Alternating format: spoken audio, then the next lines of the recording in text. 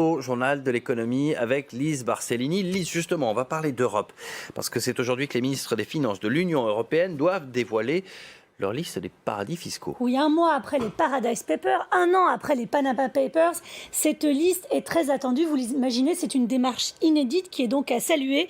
Mais d'emblée, on ne connaît pas encore précisément la liste. Elle fait déjà polémique parce qu'elle exclut déjà tous les pays membres de l'Union européenne. Donc pas d'inquiétude pour Malte, pour les Pays-Bas, pour l'Irlande et pour le Luxembourg, par exemple, qui sont pourtant régulièrement pointés du doigt par les ONG. Pas étonnant puisque la liste doit être votée à l'unanimité par les pays membres de l'Union européenne, donc chaque pays a finalement un droit de veto.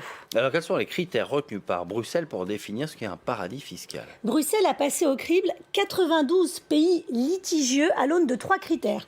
Premièrement, la transparence fiscale, c'est-à-dire ces pays pratiquent-ils ou non l'échange automatique d'informations. Le deuxième critère, c'est ce qu'on appelle l'équité fiscale. Ces pays appliquent-ils ou pas des mesures fiscales préférentielles qui sont dommageable pour les autres pays. Dernier critère enfin, est-ce qu'ils mettent en œuvre ou non les mesures de l'OCDE contre l'optimisation fiscale agressive?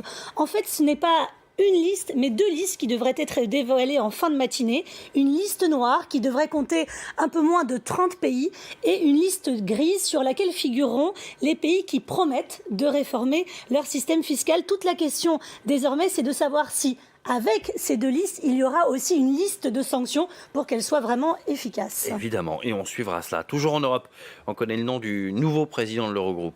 Oui, sans surprise, c'est le Portugais Mário Centeno qui a été élu par les ministres des Finances des 19 États membres de la zone euro.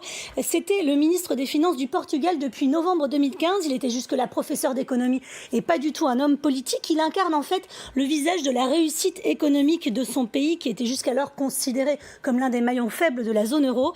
En poste pour 2 ans et demi, Mário Centeno aura la lourde tâche de réformer la zone euro.